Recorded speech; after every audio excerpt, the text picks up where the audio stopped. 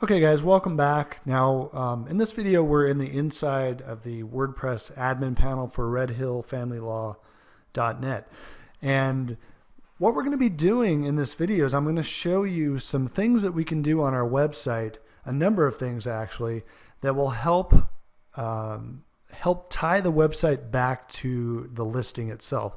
So we're going to get started here. One of the number one things that people overlook that can really help get your site ranked or get your maps listing ranked is the title tag.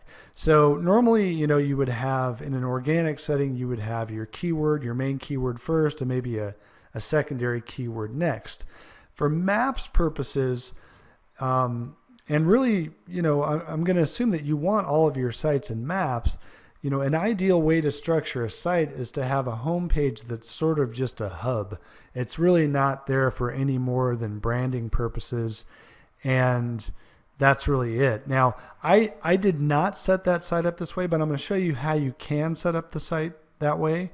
Or if you have an existing client that you're working with who has an existing site, and you obviously don't want to change the title tags completely, you'll be able to use this method as well. So let me show you what I mean. When we first get into the website, I'm going to assume that you either have Yoast or All-in-One SEO Pack installed. If you don't know what those are, look them up.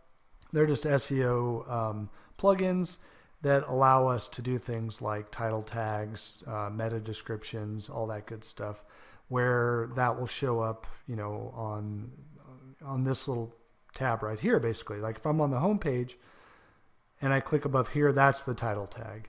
For those of you not familiar with it, most people in SEO really understand that this is the main spot that you need to have your keywords, and not stuffed versions of your keywords, but a proper title tag. This one's actually a little bit long, but you've noticed the site ranks just fine. It does very well in maps. So in your site, step number one is going to be install Yoast or All-in-One SEO. Then we're going to want to create our title tag. Now, inside of All-in-One SEO, which I'm using, this is the main dashboard. And if you click on that, this is going to control the home page setting. So again, two ways of doing this. My preferred method nowadays, that kind of came about long after I created this site, the site's been around for a long time, is to create a branded website where my title tag might not contain any of these keywords. It wouldn't say Orange County divorce attorneys, Irvine divorce lawyers. I would do that in an inner page somewhere. It would just say Red Hill Family Law, so brand name, and then phone number. And then in some cases, zip code. If you're serving one physical location, again, imagine the power of that. Imagine the fact that Google in your maps listing is going to be able to directly correlate business name, Red Hill Family Law, phone number in the listing, 949-226-6917, and the zip code in the listing. So if I had to do it all over again, and again, the site's ranking just fine, so I'm not concerned about it, but my general preferred way of setting up websites anymore is the homepage is kind of a hub. It's a general web page. That's it. That we're not necessarily trying to rank, but we are in fact trying to brand that site or that web page.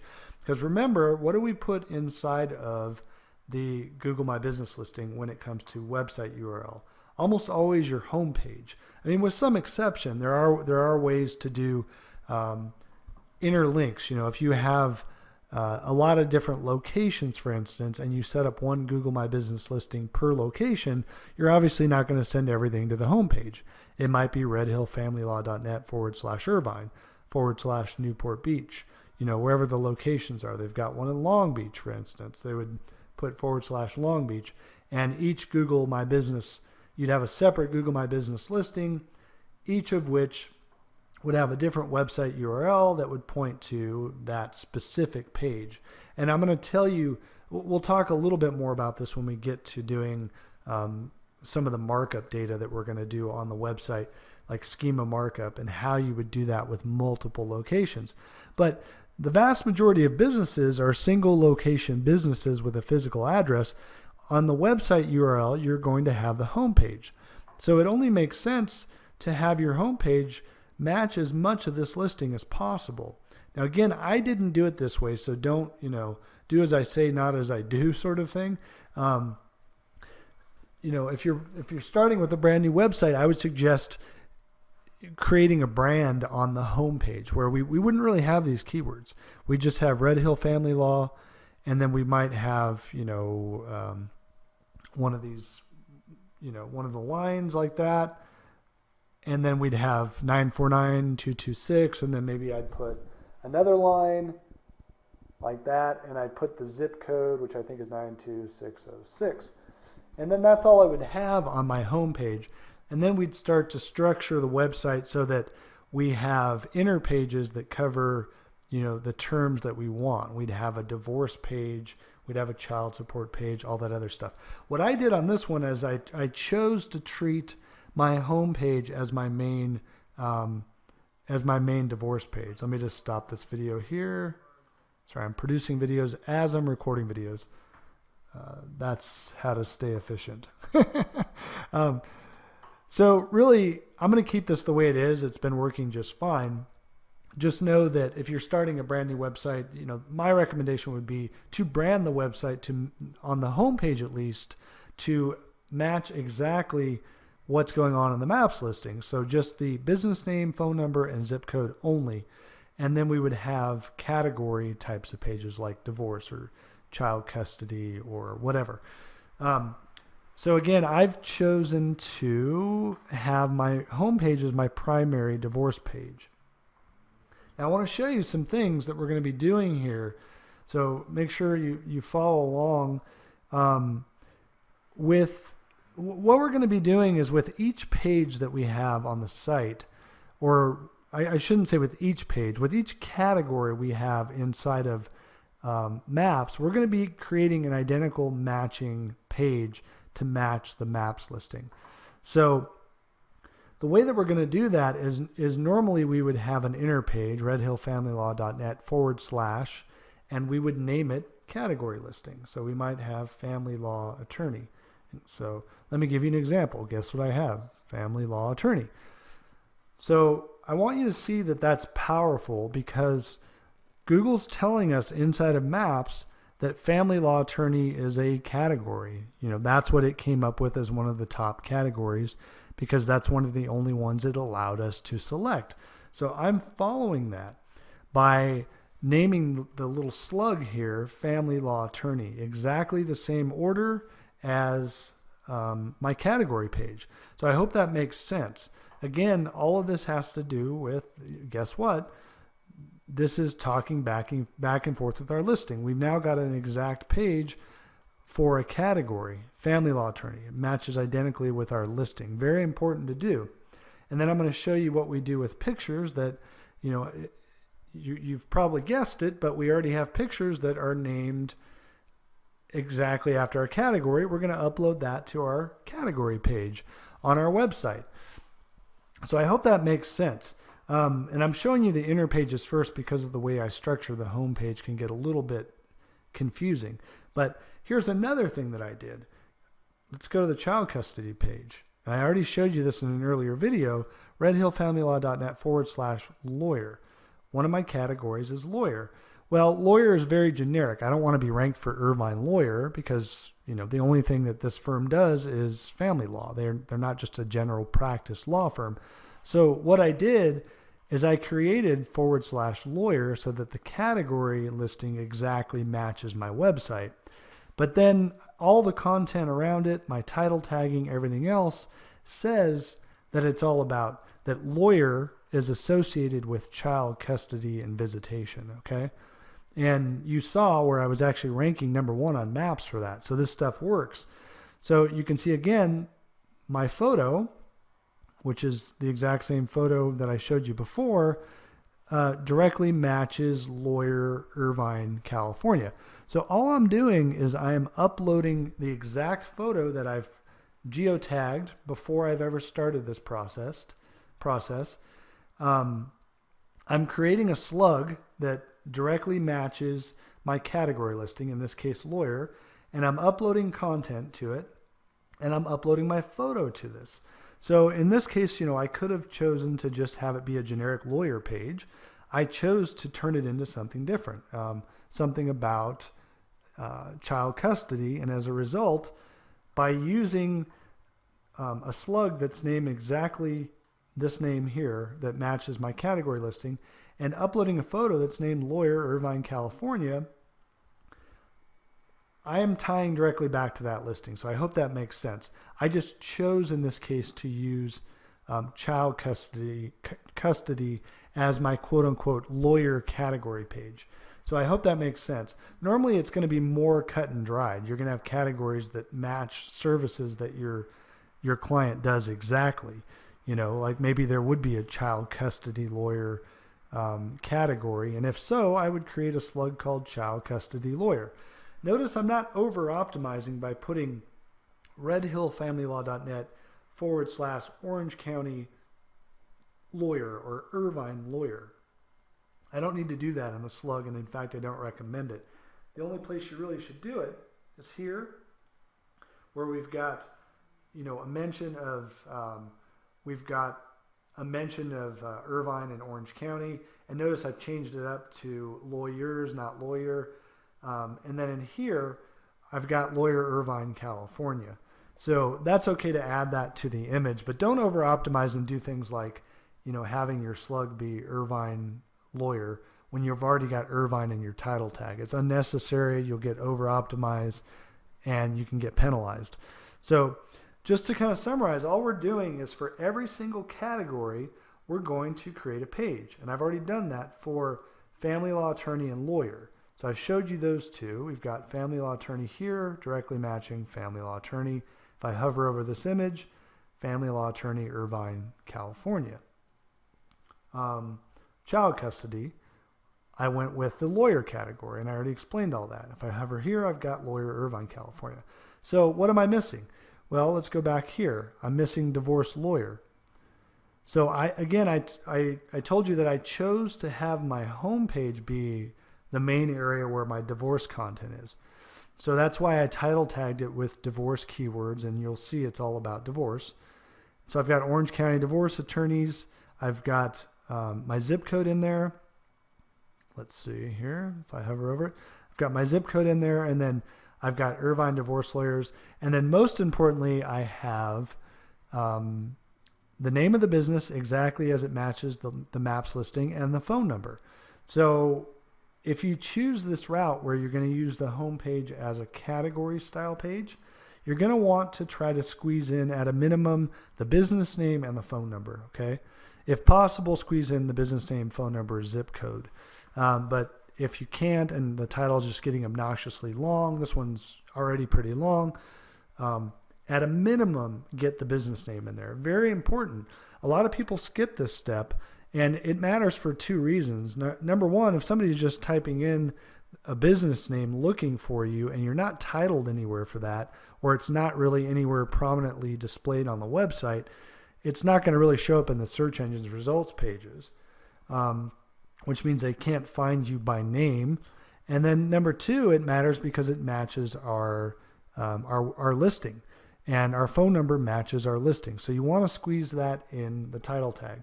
So again, what are we looking for? Divorce lawyer is our next category. So since this is my divorce page, there's no place really on the home page to put a slug, right? It's not, home page is not going to be redhillfamilylaw.net / anything. It's just the home page, redhillfamilylaw.net. So look where I did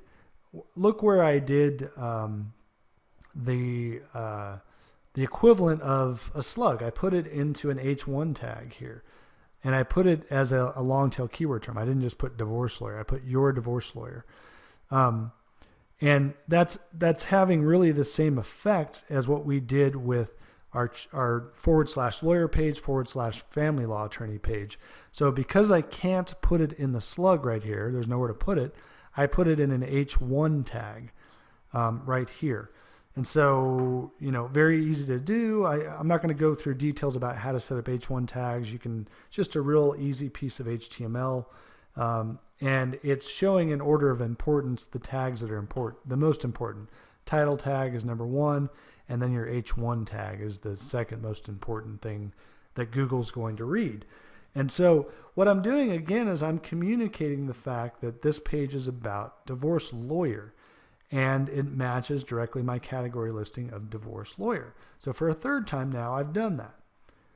Now I've got my page here, or I've got my photo. In this case, it's divorce attorney because without getting into great detail, when this page was created, the category available in Google was divorce attorney, not divorce lawyer. They've switched that. And so, you know, just pretend that when we uploaded this is going to directly match my category, right? It's going to be named divorce lawyer. This is divorce lawyer. On here, inside of the maps listing, we have divorce lawyer. When we upload the photo into our maps listing, it's going to be geotagged and be called divorce lawyer, Irvine, California. So do you see how all these things interact together? How they have an effect on your maps listing? Whether it's in the slug itself, basically the /, you know, whatever you name the page, or in a header tag, plus in the photo itself, that's communicating back to your maps listing. This photo is communicating back to your maps listing as far as the geotagged information and the name, address, and phone number that's in there. So it's communicating directly to the listing itself as far as, you know, the business name, address, and phone number and the category. But then it's also going to correlate and sort of talk back and forth to the photos that we upload. So if we have this photo that's uploaded right here, additional photos, that happens to be this exact photo that's on our website, this photo that's divorce lawyer Irvine, California, also directly correlates to this here. Guess what else does? What we talked about, the Picasa web album, where it's stored, is going to, from at least a geo perspective, is going to correlate directly to our actual listing. And so that's what I mean. We get to the point where all these things are communicating back and forth. And all I mean by communicating is that it's giving a very high level of trustworthiness to Google's algorithm to say that this really matters. This maps listing really is what it says it is.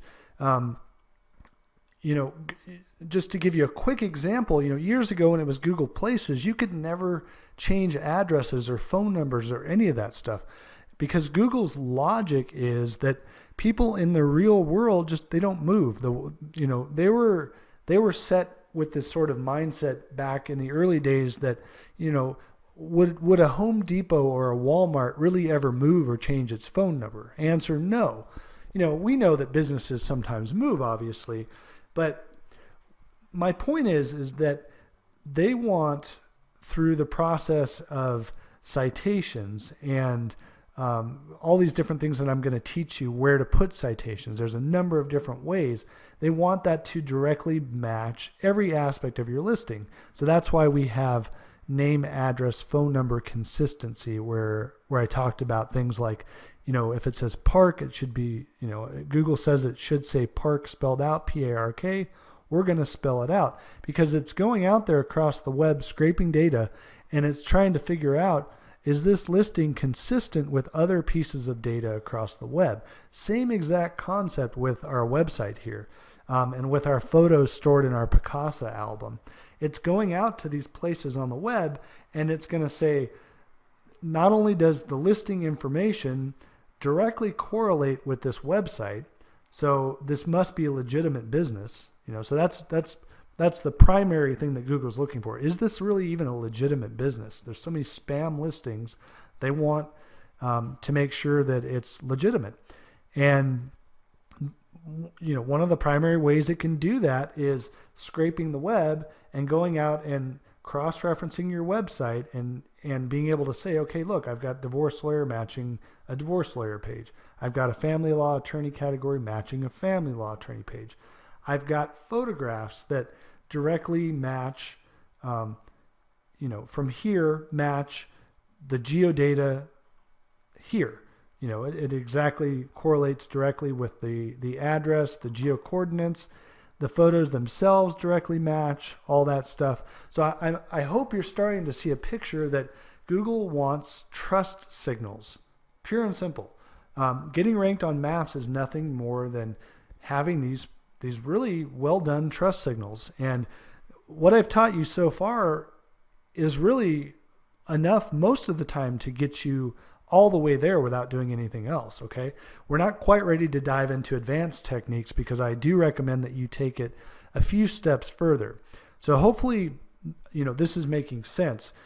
Just to summarize really quickly, all you're going to do is on your website itself, you're going to create category pages. So, like in this case, these are new categories that have appeared since I created this listing, like divorce service or law firm. So all I would do is in here, I'd go to pages, add new. Let's go to add new. And I would want to have a page called law firm. Okay. And I could publish that. And at this point, I don't have anything to put on there, but I would title tag that. So let me just give you a quick example. Let's say that I did a bunch of research and I figured out that every time I type in Irvine alimony attorney, that a MAPS listing is showing. And I know that law firm is too generic for my purposes. I would create this page with this slug just /law firm, and then I would have all this content about alimony. And then I'd have LSI keywords like spousal support. All the things that go along with that, and it just would go down and down and down here, all about alimony, everything about alimony. I'd title tag right here, Irvine alimony attorney. Whatever it is based on my research that shows me where there's kind of the most volume. And then I would, I'd come in here and I'd have a photo that I'd geotagged in Picasa, uploaded to my album in Picasa, and then went through the steps that I just showed you, and I would name it Alimony Attorney, Irvine, California. A lot of times I'll just do reverses of photos. So if it's Irvine Alimony Attorney inside of my title tag, which it is, a lot of times I'll do a reverse on how I name the photo. Alimony Attorney, Irvine, California. So I'm not over optimizing for Irvine Alimony Attorney. I'm using a variation of that. But again, that photo is going to be here. It's going to be in my Picasa web album. I'm going to upload it here somewhere in my photos, under my additional photos that I'm allowed to add. I'm going to have that photo right here that ties into, you guessed it, my address. It ties into the fact that my category of whatever we created. What did we create? Law firm, I think. Yeah, law firm is all about alimony. So guess where I'm going to rank? I'm going to start ranking for Irvine Alimony Attorney. So that's how it's done. It's really just the process of creating, for every single category, create a separate page and name the category that exact name. Okay. Upload a picture with that exact name. Do it in reverse. So don't, do it whatever is a little bit different or slight variation of your title tag. So if it's Irvine Alimony Lawyer, I would put Alimony Lawyer, Irvine, California as the name of the photo. Upload the photo. And then, make sure that in the end, all of your photos are uploaded to your MAPS listing. So that's really it with respect to photos and, getting your category listings into the website. And then, the only other thing to remember is, let's say that there are no categories at all that you can use. You've exhausted every category. Like I've correlated law firm with alimony, for instance. But maybe I know that there's, I don't know. Let's say there's a MAPS listing for Irvine domestic violence attorney, right? Domestic violence is something that comes into play, unfortunately, with family law. So let's say that if I typed in Irvine domestic violence attorney, and I know that there's a MAPS listing being pulled, but I know there's no more categories available. I've assigned all my categories to something, right? And, in the case of divorce lawyer, it was obviously about divorce because that makes sense. Family law attorney made sense for a family law page.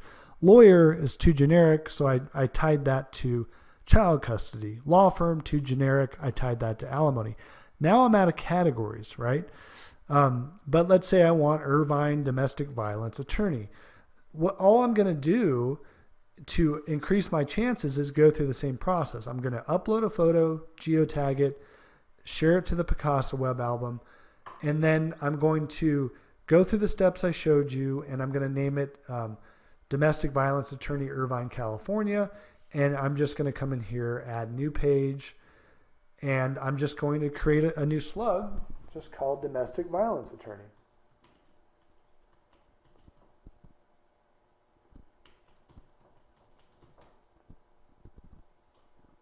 Now again, when you create these slugs, make sure that you vary your title tag so it doesn't directly match the slug itself.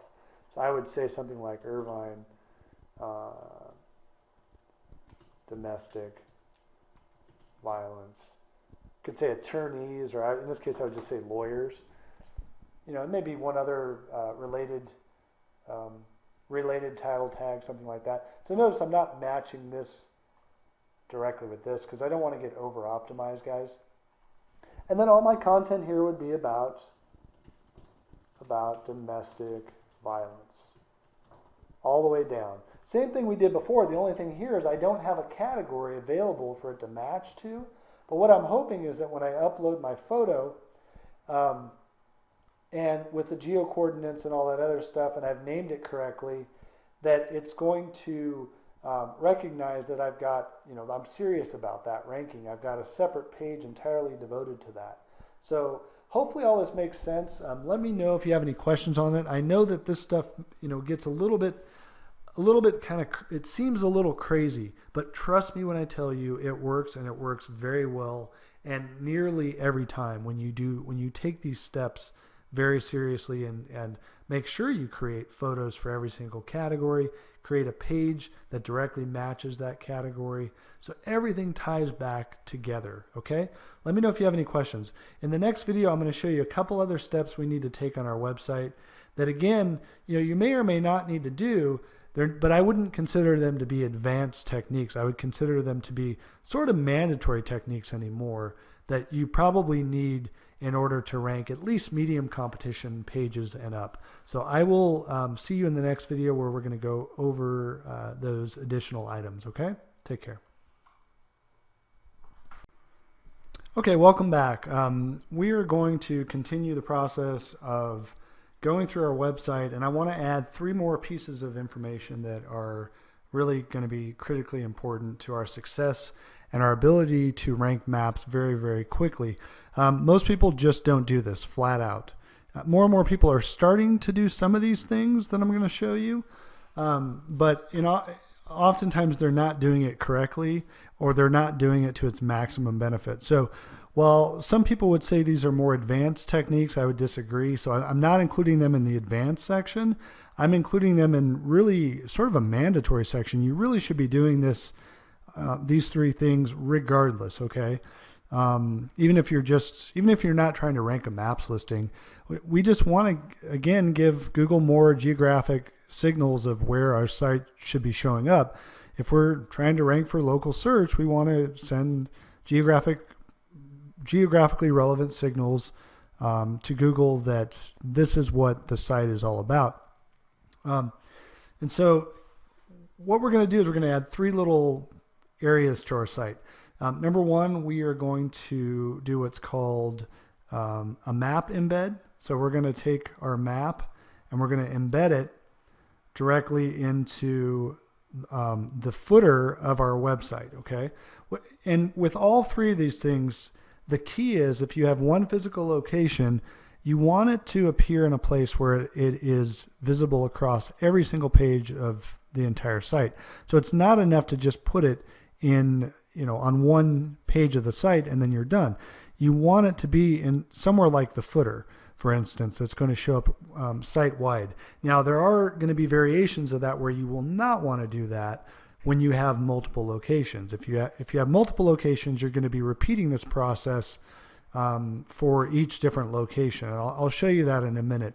So 3 things. We're going to embed a map. We are going to have either a link over to our Google page, our Google My Business page / maps, or use what's called a badge, where the badge, it does really the same thing. The badge just makes it a little prettier on the website, but when you click on it, it's going to take me over to the Google My Business page. And then the most important thing is we are going to do what's called schema markup. If you're not familiar with schema markup, I highly encourage you to get familiar with it. I'm going to show you kind of a shortcut and give you a template you can use that I will drop below this video. But most people get this wrong. They go out and they use plugins that automatically generate schema.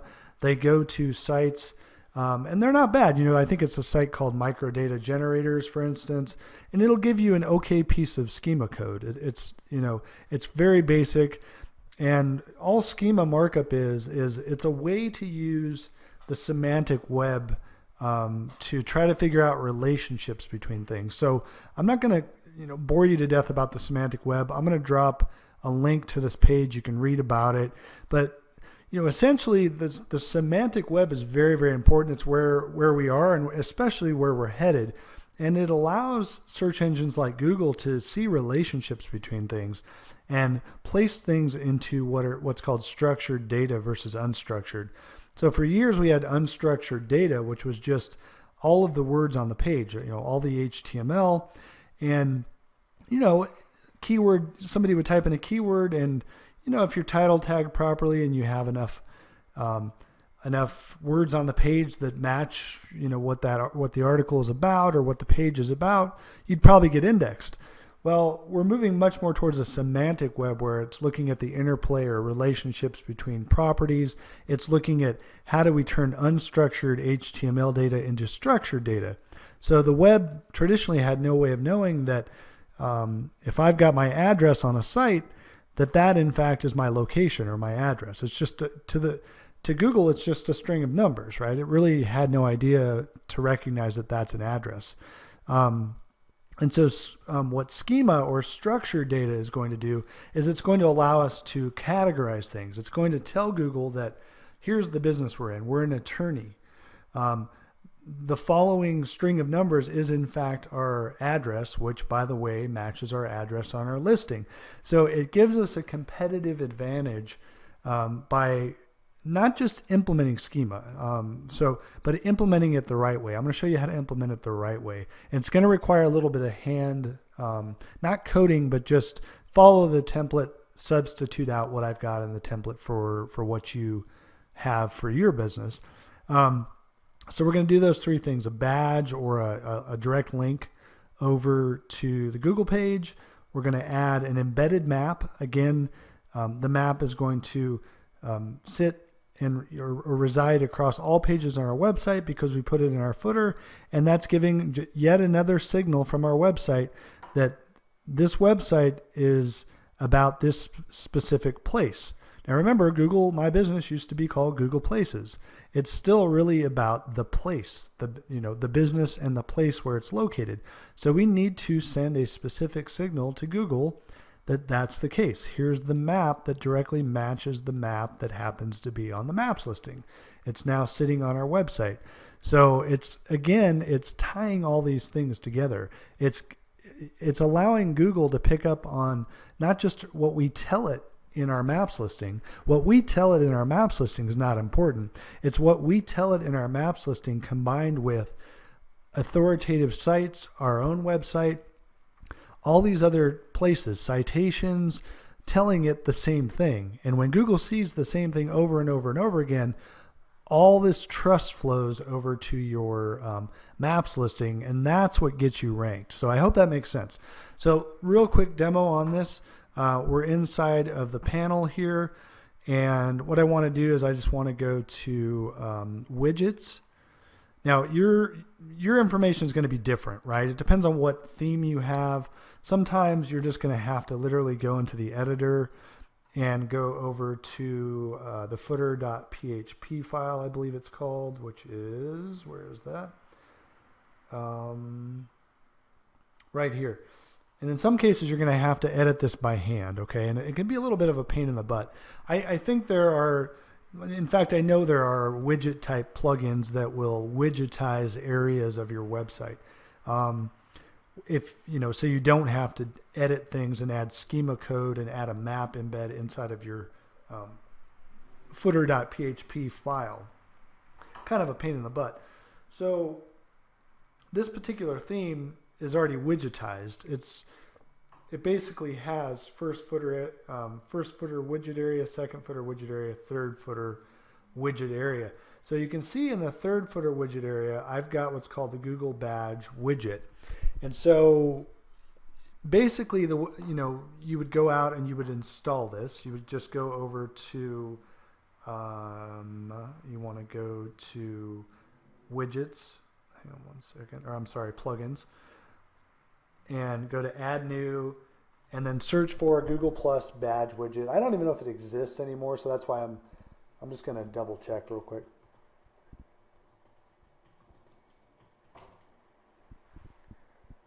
Let's just see if it even exists.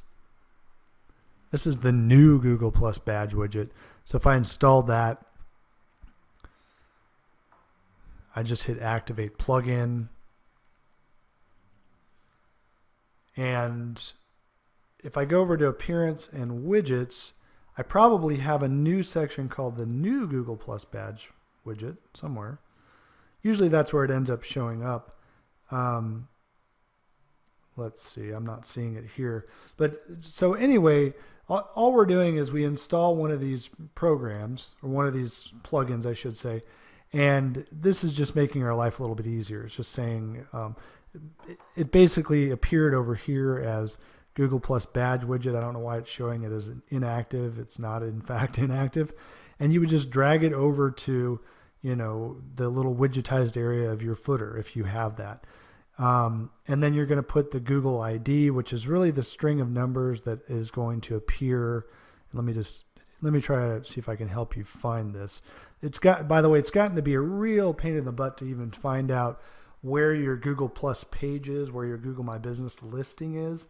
I'll show you really quickly what I mean, but you do need to know where this information is, because in some cases when we get to the citation section, you're going to have to actually direct somebody to that.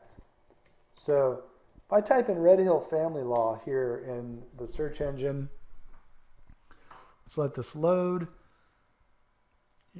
What used to happen is it would show right underneath my listing here, it would have my Google Plus page, and it would basically have what my Google My Business page looked like, and I could essentially just click on a link and go there, and I would have that URL.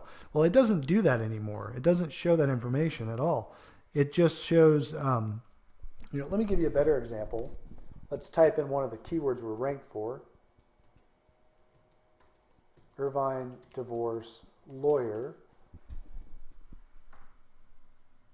Let me just show you what I mean. There's no great way of getting to, and that one is actually not ranking right now. So you can see the map has shifted a little bit. So actually, you know what? I think I'm ranked for Irvine divorce attorney, not lawyer. That's why. I typed that in wrong. So let's check that real quick. Okay, so there I am. Now, before, there would be a little spot right under here where you would be able to go directly to a maps page. Well, if I click on that now, it doesn't do that. It just brings up all the listings for Irvine divorce attorney over here, and then it's going to bring up my specific listing itself right here, and then a map. But what it's not doing, you'll notice if I click on this, it's not taking me to the Google page itself where the URL exists. There's nowhere on here for me to go to the Google page where the URL exists. None of this is clickable. I can click on reviews. It's just going to take me, it's just going to pull up a review box. My point is that it used to be very easy to navigate over to that page. Right now, your options are you can go to the website, you can get directions, view it on the map, read reviews. That's it. So where we have to get that little string of numbers for our Google badge is we have to be inside of the actual maps listing. And I believe, let's go here, and actually, I apologize. They keep changing where this is at. So let me go into the edit info button. And okay, so see here where you're actually editing the info, where you're inside the listing, where we populated the introduction and we put the hours, all that stuff. If you scroll down, it's going to say Google Plus. So click on that. Let's see. I think this is it. Yeah, this is the Google Plus page that we want. This is going to link over to that listing. So this is, let's see. We want to look for the string of numbers, which doesn't, by the way, look like the string of numbers that I have. Let me just double check. It's like 103.521. Let me just see if that even correlates at all. Not at all. So let me just double check to make sure I'm giving you the right info. Let's hit Google Maps. No, that's not it either. So this is really the page that you want. You want this Google Plus page. You're on the About page. Try the Posts. Let's try the Post page. So it's changed the string of numbers for whatever reason. So I'm not sure that this this badge plugin is going to work properly. So let's just see really quickly here. If I were to add this here to the badge, this little string of numbers, let's see what happens. My guess is it's not a proper string of code based on what this is doing, but we'll go double check it. Let's go here and hit refresh and see if it's putting together a Google Plus badge at the bottom of the page. No, you see it's not doing anything. So what I would do in that case is you're going to want to, again, make sure you have the proper URL. Let's let this load really quickly. In fact, we already have it here, so it doesn't matter. We're just going to grab the About page right here. And we need to test this, guys. What I want to do is I want to make sure if I'm logged out, or better yet, let's just go and open up an incognito or private window where I'm not signed in. And I want to make sure that this is the page. Because the reason I'm doing this is that every once in a while when you're signed in, it's going to give you the logged in information, the login URL, which when you log out doesn't exist anymore. So notice I just went to a private page.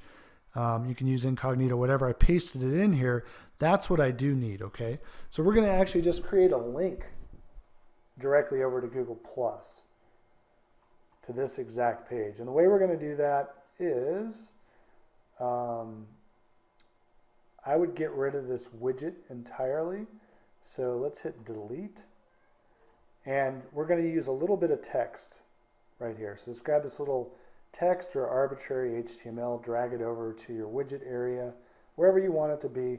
We're going to name it, not our location, see us on Google Plus, not minus. So the important part is not that you have a badge. The important part is that you have a link to your Google Plus page. Again, guess what it's doing? We have our listing that has our website. So the listing is saying that this is the website associated with the listing. So now what we're doing is we are saying this website associates with the listing itself directly from the website.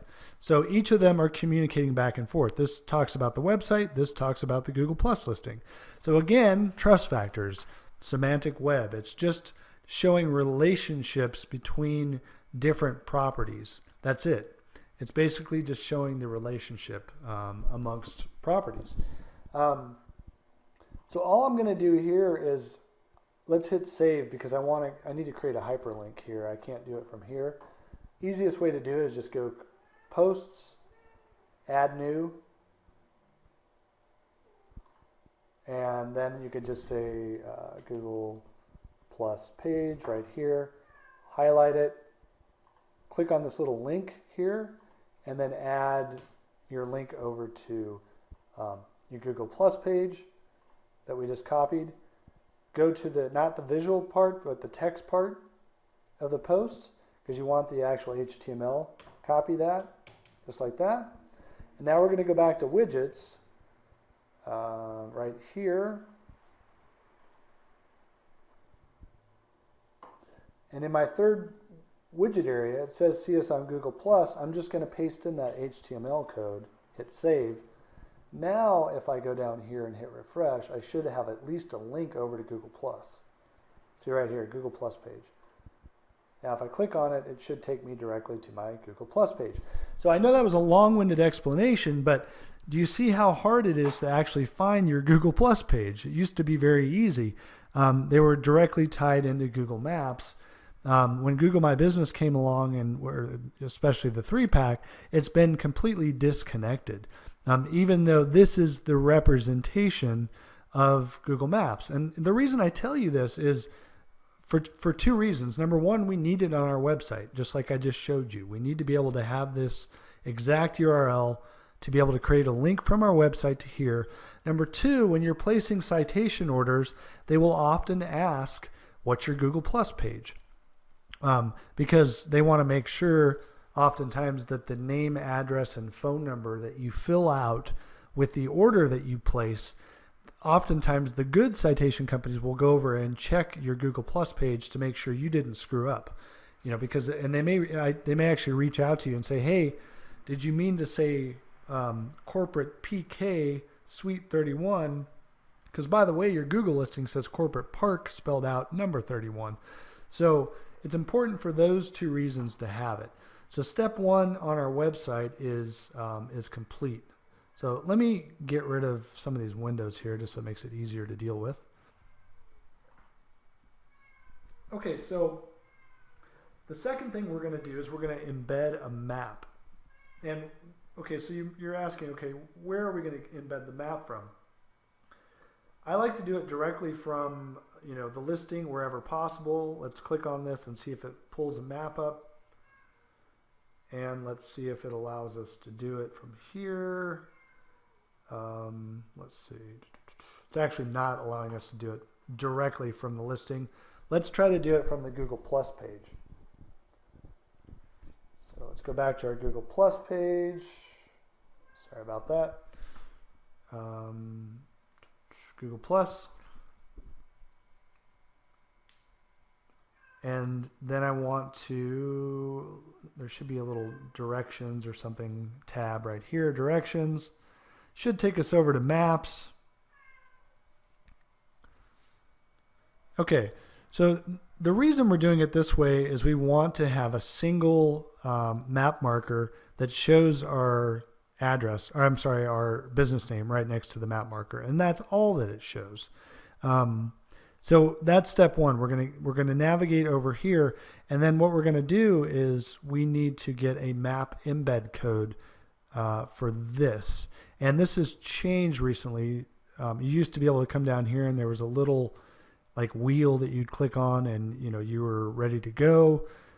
This just changed somehow, so I want to make sure I get back to my exact listing. So I'm going to go back to directions, click on that. And I'm going to pause for just a second because I'm going to find where you need to find the map embed code. It's, like I said, it's completely changed. Give me 1 second, I'll find that for you, and I'll be right back. Okay, sorry about that. Like I said, it's shifted. It used to be down here, and they keep moving it around, but it's basically right here. Just go under this little tab where it says menu, and then go to share or embed map, and it'll pull open a window here. So we have two choices. We can share the link or we can embed the map. Click on embed the map.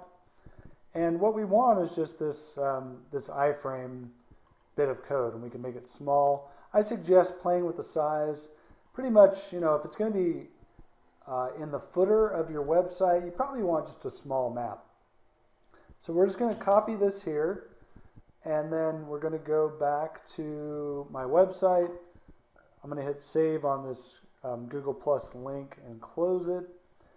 And then I'm going to put this in the second footer widget area on this particular website.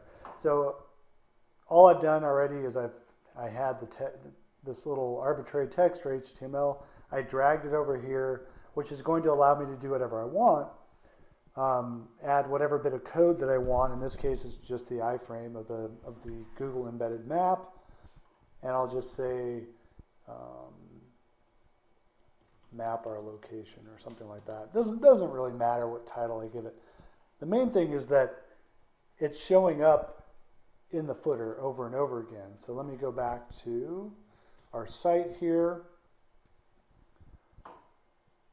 and we should have a map that will appear in position number 2. If we can get down here. Okay, so you know, you can play with the size, all that stuff. This might be, in fact, it is obnoxiously big because it's overwriting our Google map. So we would just go back here and we'd look within the code, and we know that the width is just a little too much. So maybe I turn it into like 300 by, I don't know, 200 or something like that. Just mess with the size. Hit save. Come back over here, hit refresh. Okay, so that's perfect, right? It's, you know, it's not overlapping our Google Plus page. So again, we've got our Google Plus page already linked up. If I go back here, I've got a map that's been embedded into my website.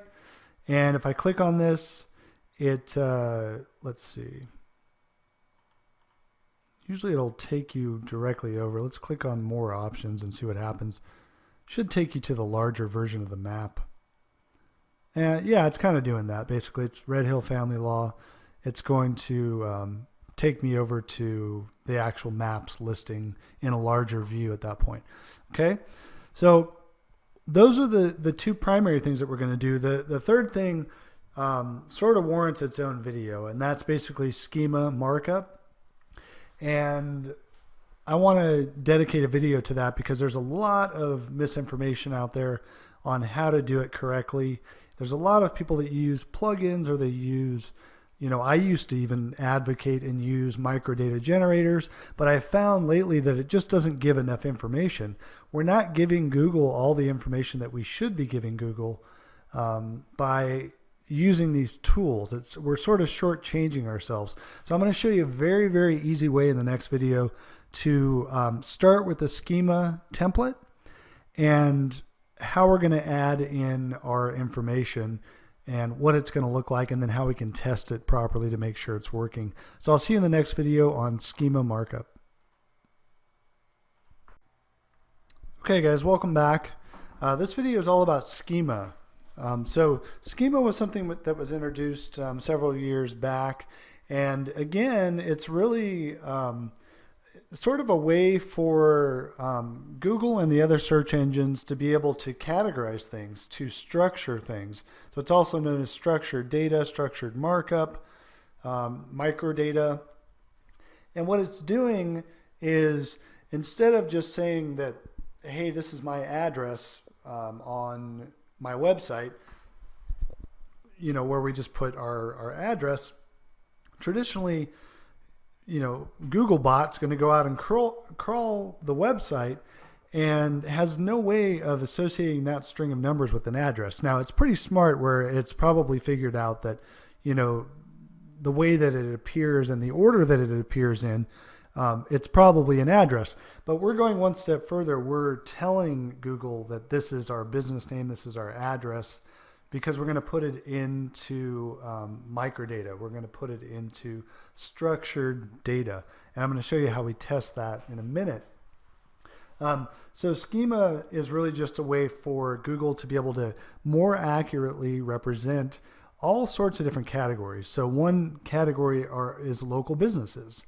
So we're going to be telling Google that we are in fact a local business.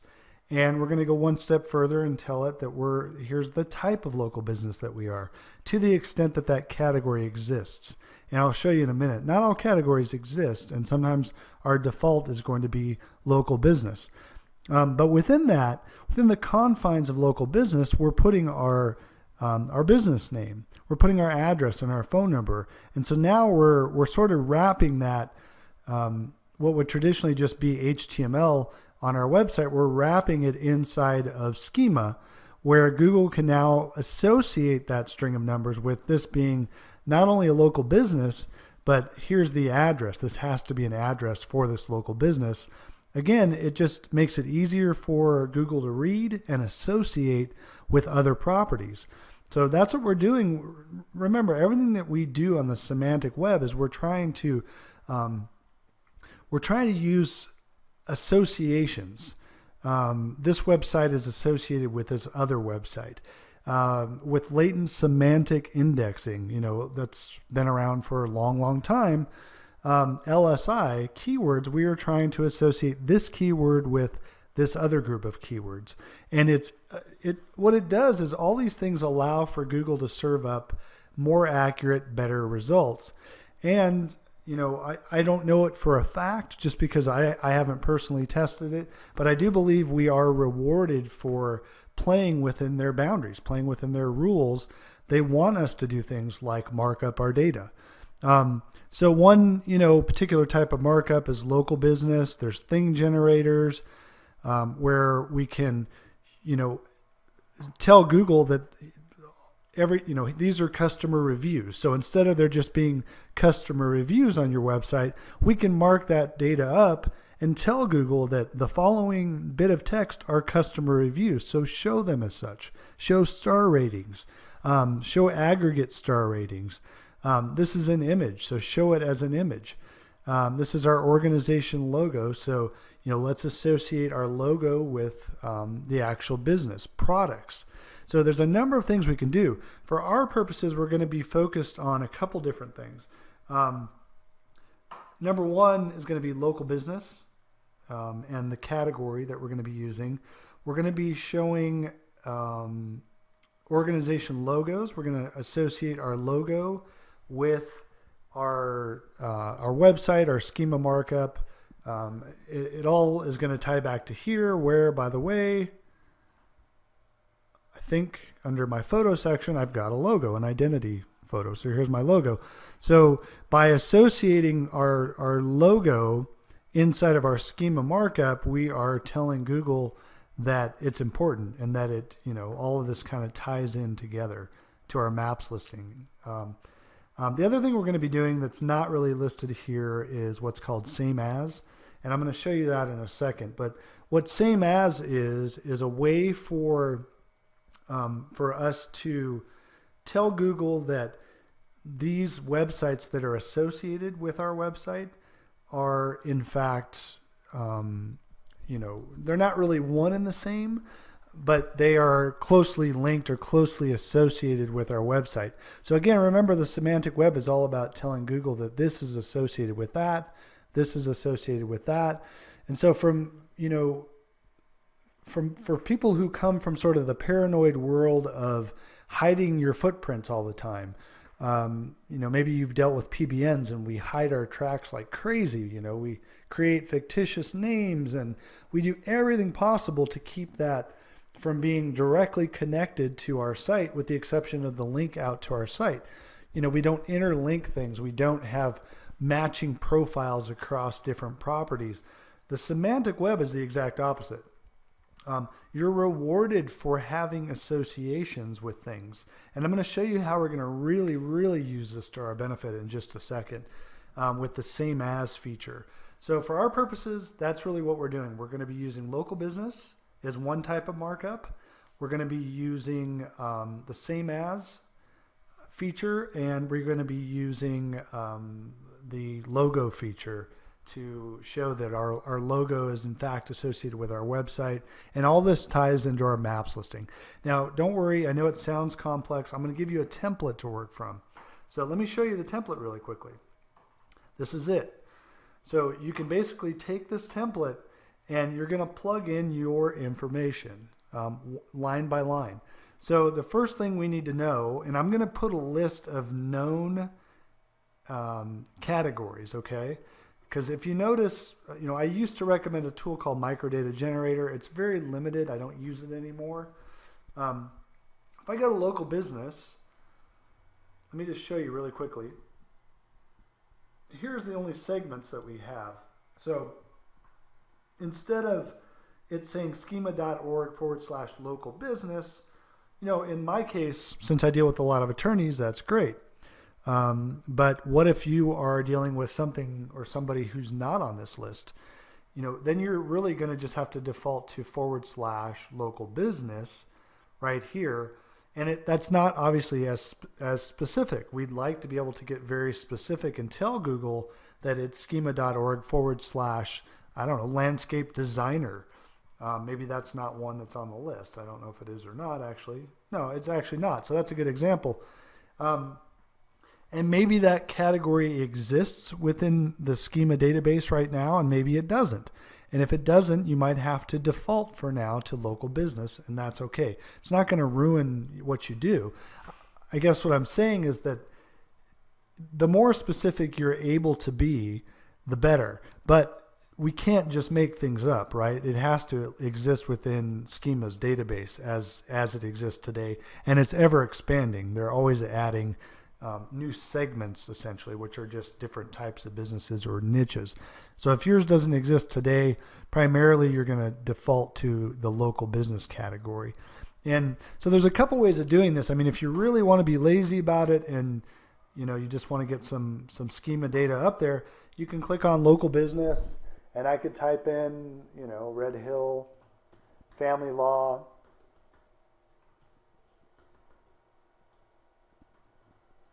Family law, 38 Corporate Park, Irvine, California, zip code 92606, phone number 949, I think it's 226-6917, submit query. And what it's going to do is it's going to spit out a little bit of code for me on the end that's marked up as schema. Notice it's schema.org, local business. We've got business name. We've got, address on line 1, city, state, zip, phone number, and it's all marked up. And I could pick this up basically like that. I would probably copy it, put it into a text file to kind of strip out any kind of weird formatting issues, and then recopy it from the text file and upload it to our site. But it's kind of a lazy way of doing things.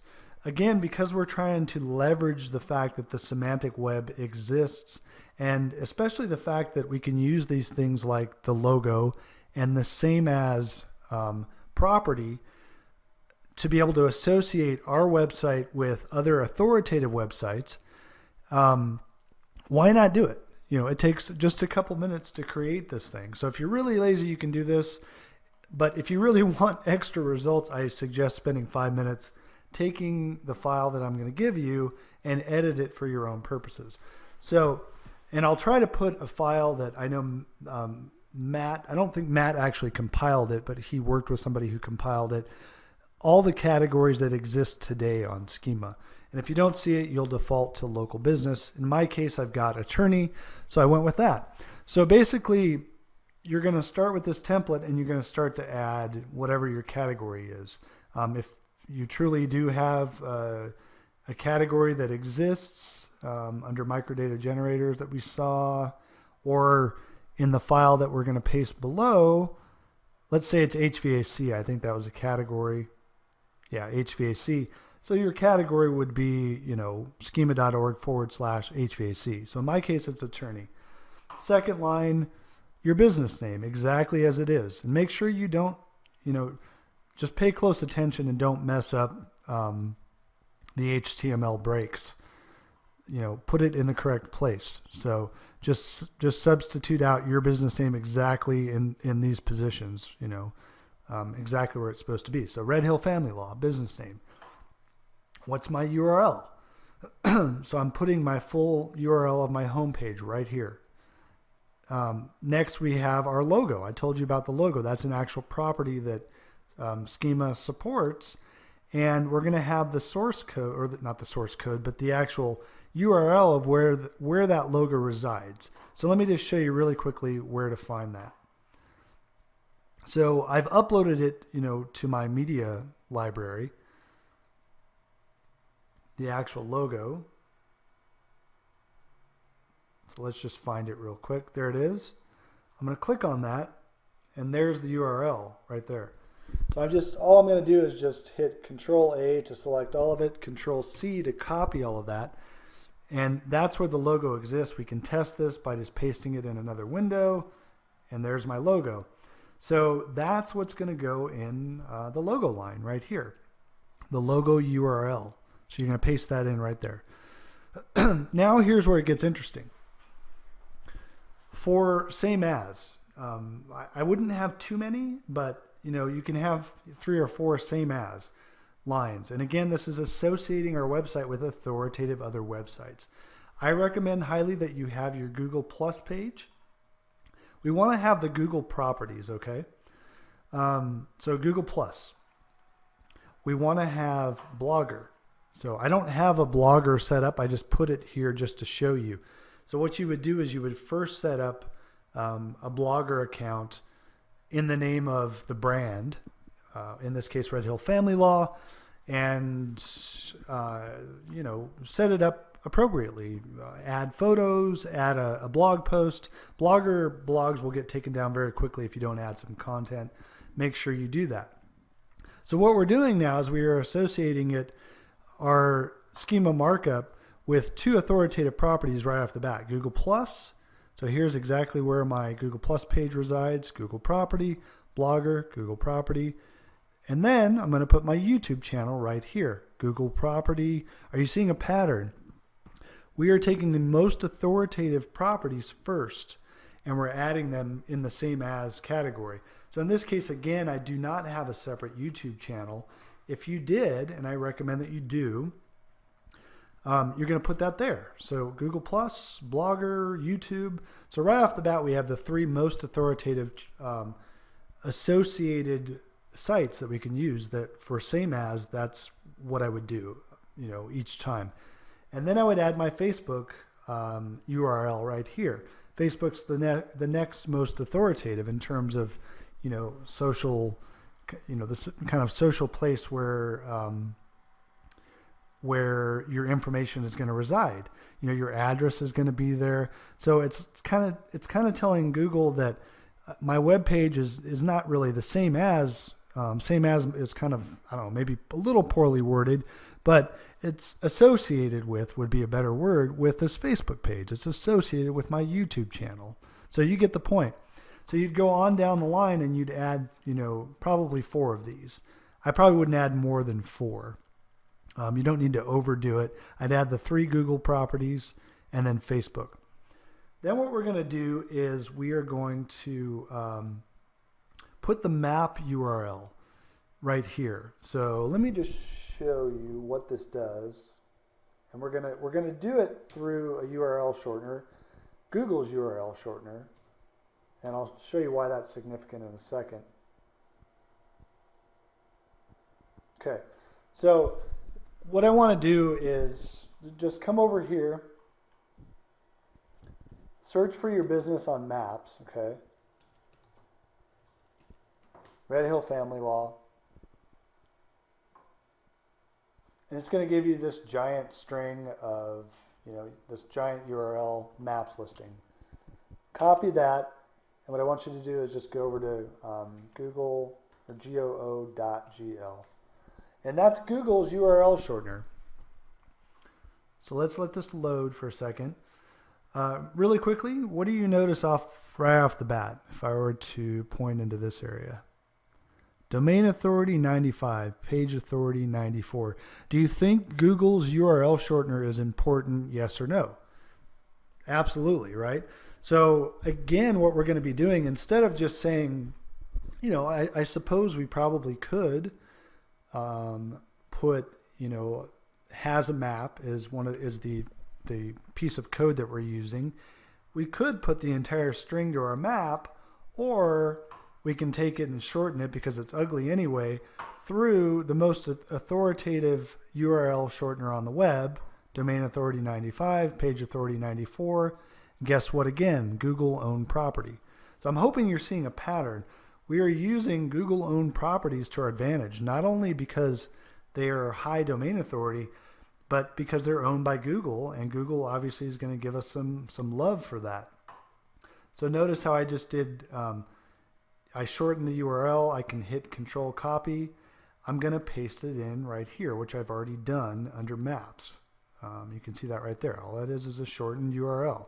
So now we've got 1, 2, 3, 4 places where we've told Google that, you know, we not only are these properties associated, it also has a map. And by the way, the map is located at one of the most authoritative URL shorteners on the web that's also owned by you, Google, right?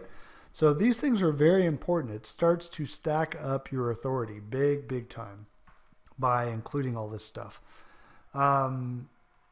Okay, so then we would move on to the postal address attribute of schema. So notice I'm not creating different lines of code for each of these things. In other words, I'm not creating something, you know, that has to do with just schema.org attorney, and then I have to do a bunch of other stuff and then start over and have my same as attributes in a different little file and my address in a different file. It's one continuous string of code basically that we're doing. And by the way, when you get good at this, you can hammer these things out in about 3 to 5 minutes. You know, if you just use the template, plug it in, you're done. So schema.org postal address, line 1 is going to be my street address, exactly as it's written in Google. So how is it written in Google? And I want to know these things, and I want you to understand these things as well. For instance, is number 31 on a second line, and let me just clear this video real quick before it starts. Number 31, does it appear on line 1 or does it appear on line 2? And so this might not be the best place to check it. Let's check the maps. It's actually kind of doing the same thing. It's just stringing it all along together. But you'll notice that 31 is right next to 38 Corporate Park. It's not on a second line, for instance. You're going to want to know that. Irvine, California, 92606. So I've done the same thing, 38 Corporate Park, number 31. And then this is a separate attribute, address locality, Irvine. So that's going to appear on its own line regardless. Separate address attribute, address region, California. So we have CA. So again, you're going to want to know, did Maps spell it out California or CA spelled out CA? So we're going to use CA.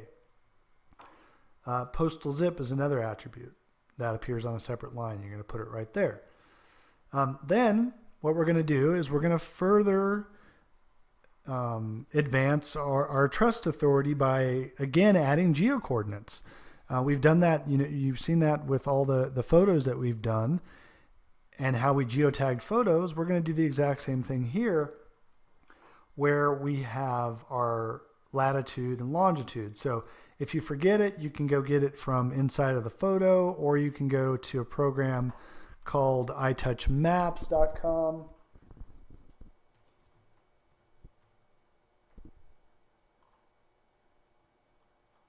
Sorry, guys. I always forget if it's .com or what iTouchMaps is. It is actually. I don't know why it does that when I do. Oh, it's iTouchMap. That's why. So you can get your latitude, longitude from here by just plugging in your address, 38 Corporate Park, Irvine, California. It's going to show me my latitude and my longitude right here. And then I can just pick that up, paste it in right here, and I'm done. And that's it. So then what I'm going to do is I'm going to pick up this entire piece of code and I'm going to put it on the website. But first we need to actually test it, okay? There's a structured data markup testing tool that Google has created to make sure you've done things correctly, that it's actually able to read it. So we can do this two ways. We can directly copy this code and paste it in, and it'll tell us that everything is good or not. Or we can first put it on our website, then grab the URL, add the URL to the structured data testing tool, and it will go crawl the site really quickly and determine if there's errors or you've done it correctly. I can tell you right now mine's going to have a bunch of errors because I added in a couple areas that don't exist. So I'm going to remove those really quickly. So I told you to add a Blogger account. Well, I don't have a Blogger account for this particular website. So I'm going to remove this just really slowly. Here's where your YouTube channel would go. I'm going to remove this.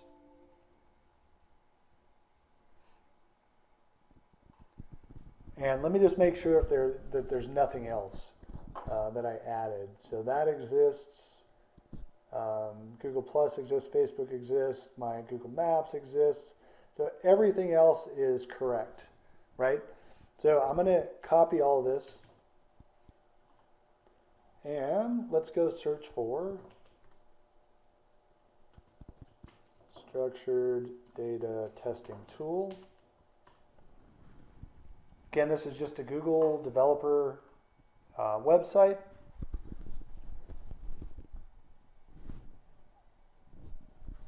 And let's let this load for a second here. Sorry, this is acting so slow. Just depends on the day here. I've got a lot of stuff open. So look, you can input your source code. So this is our source code. Or you can fetch a URL right here. And then you're going to validate if it is structured data. So all I do is click on that. Let's input the source code like that. And I'm going to click validate. Now look, all good.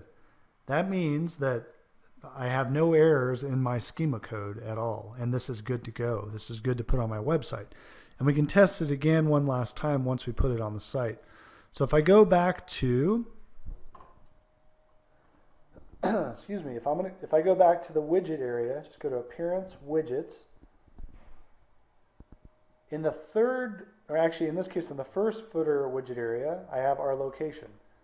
I'm going to just paste in that entire bit of code for schema and hit save.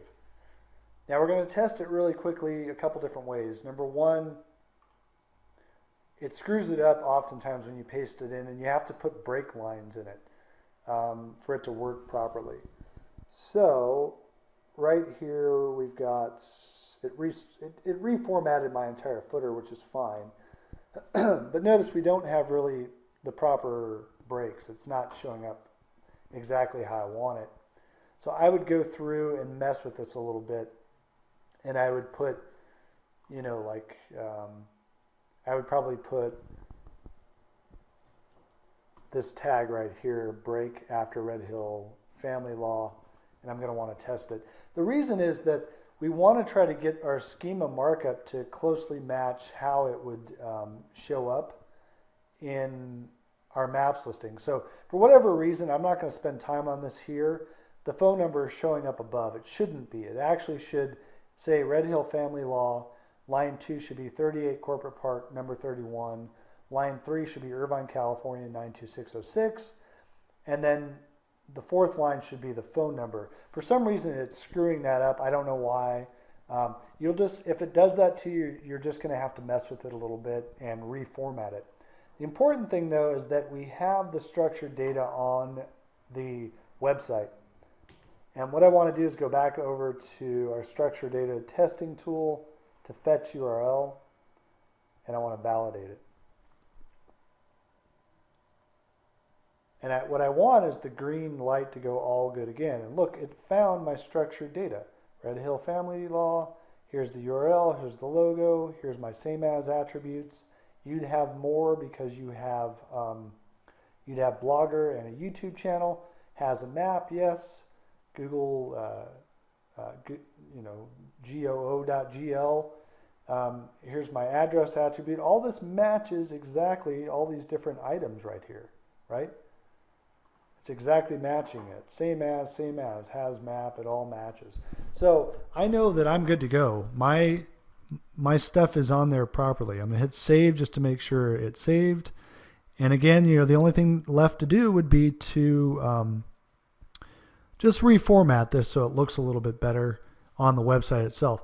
But the most important thing is it's there, and it's perfectly marked up data that is now, you know, taking it several steps further than you could do on you know, with some of these plugins and some of these pre-done web tools that are just going to spit out an address. It's going to actually structure it properly, allow you to associate it with very high authority websites, allow you to again, geotag the location. So within the structured data, we're not just saying it's, hey, it's at 38 Corporate Park. We're saying it's there, plus here's the latitude, longitude. So all that stuff, again, is very, very important. It's going to make you stand out. And that's why I include this in the, you know, sort of mandatory section. You know, it's, some people view it as advanced. It just takes a few minutes adding these 3 things to your site. And I'm telling you guys, this stuff alone sometimes will just, you know, help you crush it. I've seen maps listings where I've verified a maps listing without any citation building, where I've added these 3 things and I show up on maps. Do I stay there? Not necessarily. You know, then you need to dig into citation building, ranking your website for blended algorithm, you know, highly competitive keyword terms, all that stuff. But that's how important this stuff is. That's how important Google views structured data. So you need to be using this to your advantage, okay? And don't just half-ass it. Don't just, you know, throw on the web, you know, the name of the business and the address through a plugin or something. Go to the extra steps of adding the logo and uploading the same as attributes and adding a Google Maps where you've shortened it through their URL shortener. That's the kind of stuff that will set you apart, okay? So enough about that, and I will see you in the next video.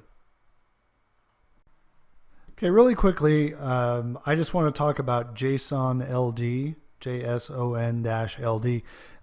There are a lot of people out there who believe that this is going to be sort of the next schema markup. You know, you'll hear different stories right now that Google can't read this, but that the entire web is sort of moving towards this type of markup rather than just straight schema markup. So it's just a different type of language to do markups and associations. You can see their example here where they're associating, you know, John Lennon with a person. And, you know, here's his name, here's the dates that, or the date that he was born. Here's his spouse, Cynthia Lennon. And so it's doing associations. So I just wanted to point that out, that I know some people are getting very good results by learning JSON-LD and using that as a means to mark up your data rather than schema markup. I personally don't use it right now. I have not taken the time to learn it, but it's something that you may want to take a look at, because I know a lot of people are getting very good results. You know, the jury's still out on whether or not Google is even reading this stuff or if it's reading it properly. I think in the future it will be, and it's possible we may move to this sort of markup entirely. So I thought I'd point it out really quickly. Take a look if it's something that interests you. You know, there's tutorials on it, and you can figure out how to implement it into your local site. See you in the next one.